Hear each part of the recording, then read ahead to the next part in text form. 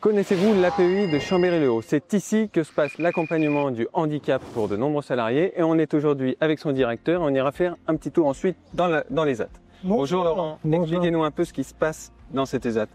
Alors aujourd'hui, à l'ESAT du Nivolé, on accompagne 250 personnes, donc autour de 19 activités sur 3 gros pôles. Le pôle propre, on va l'appeler comme ça, avec blanchisserie, lingerie, hygiène des locaux et autres. Le pôle sous-traitance industrielle qui est juste derrière avec les espaces verts et la sous-traitance industrielle. Et un autre pôle qui est juste de l'autre côté de la rue qui s'appelle le pôle recyclage, développement durable avec recyclage de papier, imprimerie, etc., etc. Et en tout, combien de personnes travaillent ici? Alors en tout, c'est 50 salariés pour 250 personnes accompagnées avec pour un double objectif, accompagner vers le milieu ordinaire les personnes qui le souhaitent et accompagner les personnes qui ne souhaitent pas aller en milieu ordinaire, les professionnaliser au sein de cet établissement. On va justement aller rencontrer les salariés dans le pôle blanchisserie et le pôle imprimerie. C'est parti. Et bien c'est parti.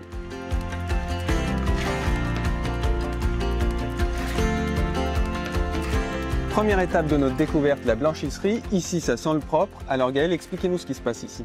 Alors ici, on a 27 personnes accueillies qui travaillent dans cette blanchisserie, zone de tri et zone propre. Donc le linge traité ici sont des établissements de l'agglomération chambérienne et un petit peu plus. On a aussi bien des restaurants, des entreprises, des établissements médico-sociaux et notamment aussi les établissements de l'APEI. Et donc ici, ça sent le propre et après on a la zone de tri où tout le salarié et on se retrouve justement juste à côté. Salut Marion, alors on t'appelle Marion Cotillard. Voilà, oui. Donc explique-nous un peu ce que tu fais ici, on est dans la zone du sale. En fait, c'est plutôt zone de tri. En fait, vous rentrez là-bas, c'est le camion qui rentre, enfin qui rentre les rôles. Et en fait, les rôles, et ben, en fait, on les réceptionne par la famille de textiles. D'accord. Et après, vous triez ici pour laver? Voilà, en fait, on les pèse. De temps en temps, on les pèse, mais pas le délicat. Les délicats, on ne le pèse pas. C'est les couettes qui sont là-bas. Et t'aimes toujours autant? Oh, ouais, j'aime bien mon métier. J'aime bien rigoler avec mes collègues, m'amuser et tout. Et c'est sympa, quoi. Tu rigoles beaucoup? Oh, je rigole beaucoup. Ouais. Retour dans la zone propre. Et cette fois-ci, on est avec Nadine. Nadine, tu vas nous expliquer un petit peu ce que tu fais et depuis quand tu es là, parce que tu es toute jeune, donc explique-nous un peu ton parcours. Alors du coup là ça fait 6 ans et demi que je travaille en blanchisserie. Et là du coup là je suis en train de tirer les draps au cage final. Et donc il passe à la calandre d'abord? Oui, d'abord ça passe à la calandre. Et c'est quoi la calandre alors? C'est en fait ça sèche et ça repasse. D'accord. En même temps. Ok, et après vous pliez tout le linge pour des... Oui. Et il y a une bonne ambiance là, entre tous les collègues? Oui. Ouais, vous avez tous le sourire, ça a l'air d'être sympa. Oui. Et maintenant, on se retrouve à l'imprimerie.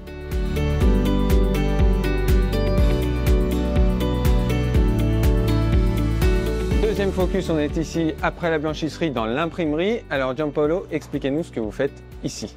Bah là, on est sur de l'imprimerie, hein, un peu tout ce qui est classique dans l'imprimerie, donc travail commercial, carte de visite, flyer, publicité de différents types, pochettes à rabat, enveloppes, etc.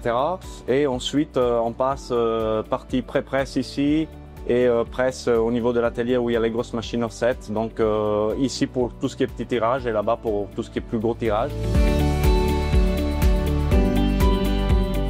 Vous ne savez peut-être pas, mais il y a beaucoup de brochures qui sont faites ici à l'ESAT, notamment par exemple celle de Medipôle.